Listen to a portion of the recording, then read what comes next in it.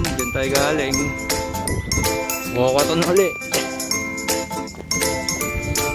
Wakaton uli tayo mga chong. Kaya nga pa ako ng bisikleta.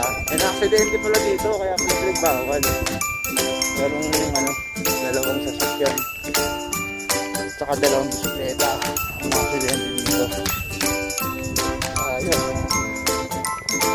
Walang din. Kasi sa reason security. Naman ganda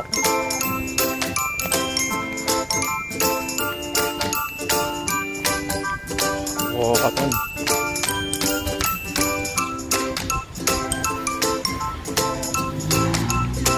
hindi tayo nakakatsa taas pero okay na rin dito tayong pasalubong.